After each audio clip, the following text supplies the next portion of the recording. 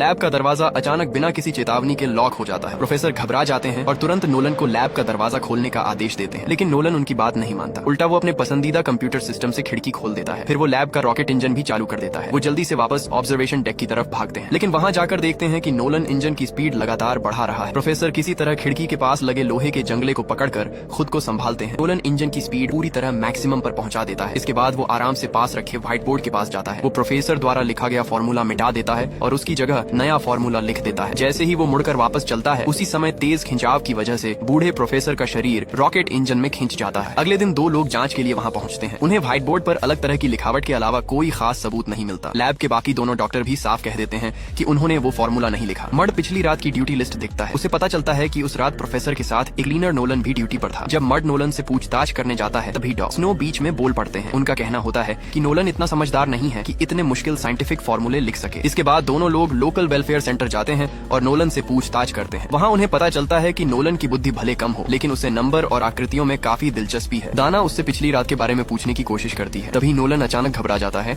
और टेबल पर रखे स्टार्स गिरा देता है। दाना उसे संभालने लगती है। उसी दौरान मड की नजर टेबल पर रखे एक कागज पर पड़ती है, जिस पर नोलन ने कुछ लिखा होता है। वो चुपके से वो कागज अपनी जेब में रख लेता है। बाद में जब वो उस पेपर की लिखावट को व्हाइट बोर्ड वाले फॉर्मूले से मिलाता है, तो उसे पता चलता है कि दोनों की लिखावट अलग अलग लोगों की है, यानी मामला और भी रहस्यमयी हो चुका था। इसी बीच लैब में एक और घटना हो जाती है। डॉ स्नो देर रात तक लैब में काम कर रहे होते हैं। तभी अचानक नोलन वहाँ किसी भूत की तरह पहुँचता है। वो पीछे से हमला करके डॉ स्नो को घसीटते हुए दूसरी लैब में ले जाता है और बिना हिचकिचाए उन्हें लिक्विड गैस टैंक में डाल देता है। अगले दिन जांच करने पहुंचे दोनों लोग देखते हैं कि सिर्फ हत्या ही नहीं हुई, बल्कि कातिल ने डॉ स्नो के कंप्यूटर का इस्तेमाल भी किया था। उन्हें पता चलता है कि किसी ने ऑनलाइन ऑफिस सिस्टम में जाकर डॉ आर्थर की फाइल खोली थी, लेकिन वो फाइल पासवर्ड से लॉक थी। तभी मड को अचानक नोलन वाला पेपर याद आता है। वो उस पर लिखे नंबर डालता है और फाइल खुल जाती है। फाइल देखकर दोनों दंग रह जाते हैं। उन्हें पता चलता है कि डॉ आर्थर की मौत के बाद भी पिछले 6 महीनों से कोई लगातार उनकी रिसर्च पूरी कर रहा था। अब सवाल उठता है, क्या डॉ आर्थर अभी भी जिंदा है? दोनों लोग फिर अनाथालय जाते हैं और नोलन के बारे में जानकारी निकालते हैं। वहाँ उन्हें पता चलता है कि नोलन को लैब में नौकरी दिलाने वाला कोई और नहीं बल्कि खुद डॉ आर्थर थे। लेकिन आखिर एक इतने बड़े वैज्ञानिक ने कम बुद्धि वाले इंसान को अपनी लैब में क्यों रखा? जब वो आर्थर की फाइल खंगालते हैं, तब सबसे बड़ा सच सामने आता है। नोलन और डॉ आर्थर असल में जुड़वा भाई थे। 3 साल की उम्र में नोलन को उसके माता पिता अनाथालय छोड़ आए थे, जबकि तेज दिमाग वाले आर्थर को परिवार ने पाल पोस कर बड़ा वैज्ञानिक बनाया। बड़ा होने के बाद आर्थर ने अपने भाई नोलन को अपने पास रखने के लिए लैब में क्लीनर की नौकरी दिला दी। लेकिन अब आर्थर को मरे हुए 6 महीने हो चुके थे, तो फिर नोलन अचानक इतना समझदार कैसे बन गया और आखिर ये सब हत्याएं कौन कर रहा था? इसके बाद दोनों लोग यूनिवर्सिटी लैब में जाकर डॉ फ्रैंक से पूछताछ करते हैं। उन्हें शक होता है कि शायद डॉ आर्थर ने अपनी मौत का नाटक किया हो, क्योंकि उनकी कार एक्सीडेंट रिपोर्ट में मौत की असली वजह नहीं थी। उनका शव कभी मॉर्चरी नहीं गया और न ही कोई अंतिम संस्कार हुआ। ये सारी बातें इशारा कर रही थी कि आर्थर शायद जिंदा है। लेकिन सबसे चौंकाने वाली बात तब होती है जब डॉ फ्रैंक बिल्कुल भी नहीं घबराते। वो साफ कहते हैं कि आर्थर सच में मर चुके हैं। फिर वो बताते हैं कि आर्थर का दिमाग अभी भी यूनिवर्सिटी ऑफ वॉशिंगटन के फ्रीजर में सुरक्षित रखा गया है। उनका मानना था कि भविष्य में अगर क्लोनिंग टेक्नोलॉजी सफल हुई तो आर्थर को दोबारा जिंदा किया जा सकता है। जब नोलन को पता चलता है कि आर्थर का दिमाग अभी भी मौजूद है, तो उसे कुछ याद आने लगता है। इसके बाद सब लोग फिर वेलफेयर सेंटर पहुंचते हैं